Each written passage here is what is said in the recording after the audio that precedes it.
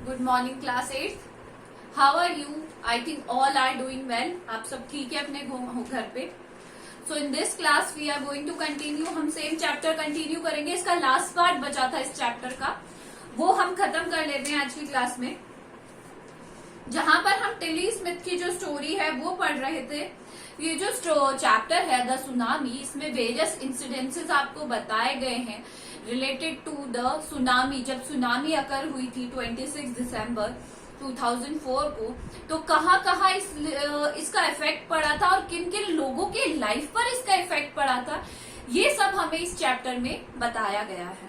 We are on the last paragraph of this chapter. इस paragraph के last, इस chapter के लास्ट पैराग्राफ पे थे, जहां पर टिली जो स्मिथ थी 10 ईयर ओल्ड स्कूल गर्ल, 10 साल की एक छोटी सी बच्ची थी, जिसने बहुत लोगों की जान बचाई है ना।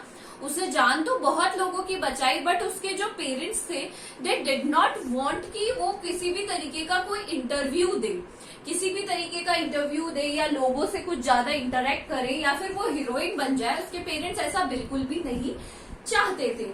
रादर देन वो ये चाहते थे कि वो अपनी स्टडीज को कंटिन्यू करे और वो किसी भी तरीके का कोई इंटरव्यू ना दे। नाउ टिली स्मिथ अपनी बता रही थी कि उसने क्या देखा था कि उसके जो ज्योग्राफी टीचर थे, उन्होंने उसे एक वीडियो दिखाया था जिसमें जो सुनामी है वो हवाईयन आइलैंड से टकराई थी। किससे टकराई थी? हवाईयन आइलैंड से, द्वीप से। आइलैंड क्या होता है? द्वीप से।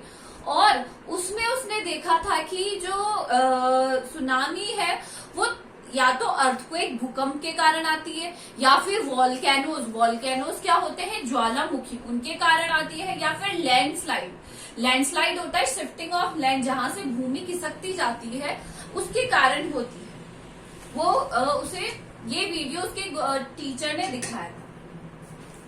सो now we will continue from the last paragraph. Tilly started to scream at her family to get off the beach.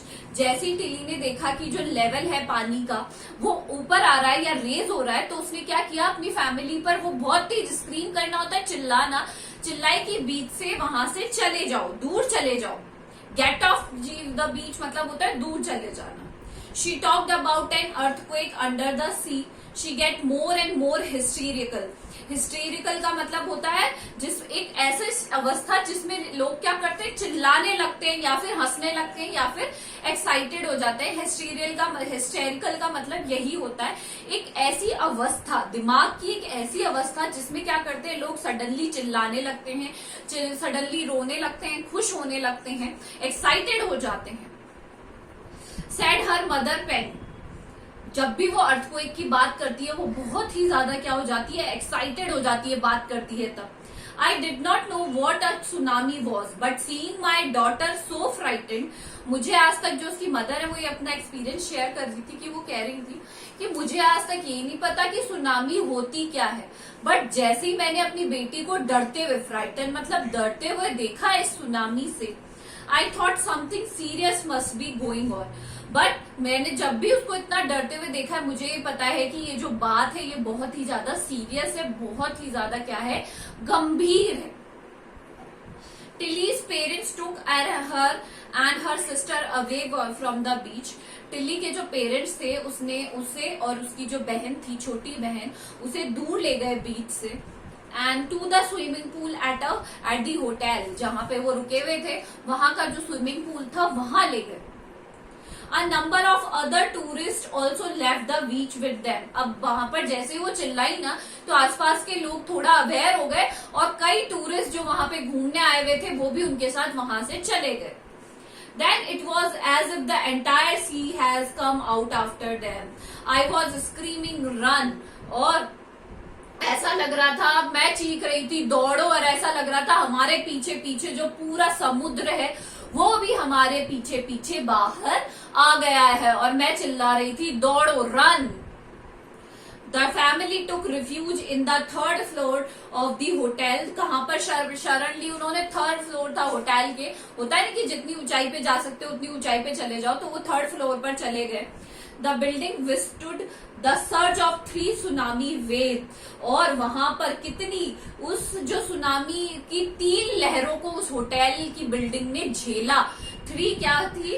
Surge, surge होता है लहरें, तेज। And if they had stayed on the beach, they would not have ever been alive. और अगर वो उस time पर बीच पे ही रह जाते तो शायद वो अभी जिंदा नहीं होते। The Smith later met other tourists who had almost lost entire families. बाद में स्मिथ परिवार के जो सदस्य थे वो अन्य पर्यटक यानी टूरिस्ट से भी मिले जिनकी पूरा परिवार क्या हो गया था? खो गया था। They had been dead, they had been, I don't know, lost, खो ही गए थे बिल्कुल। Thanks to Tilly and her geography lesson that they had forewarned. Forewarned का मतलब होता है पहले ही किसी को चेतावनी दे देना। तो यहाँ पर टिल्ली और उसका जो ज्योग्राफी जो लेसन है उसको थैंक्स देना चाहिए, क्योंकि उन्होंने पहले ही उसे क्या कर लिया? बचा लिया था। टिल्ली इंग्लैंड में, Tilly went back to her school in England. Tilly वापस अपने स्कूल गई इंग्लैंड में and told her classmate her terrifying tale, और उसने अपने क्लासमेट्स को ये जो भयानक जो स्टोरी थी वो सुनाई। वहां पर जाकर अपने दोस्तों को ये जो भयानक सी स्टोरी थी ये सुनाई उन्हें जाकर वहां पर।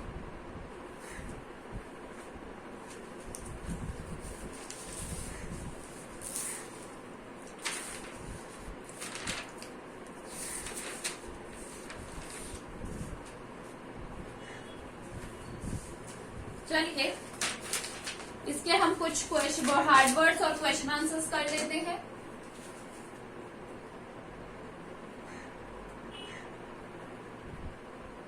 फर्स्ट है आपका scream, get off, frightened, refuse, forewarn,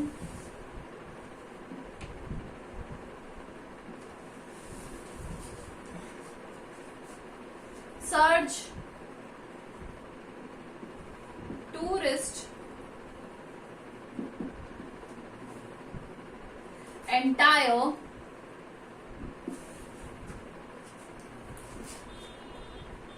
withstood,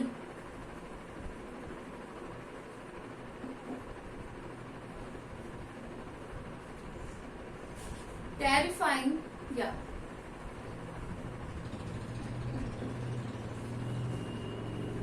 okay.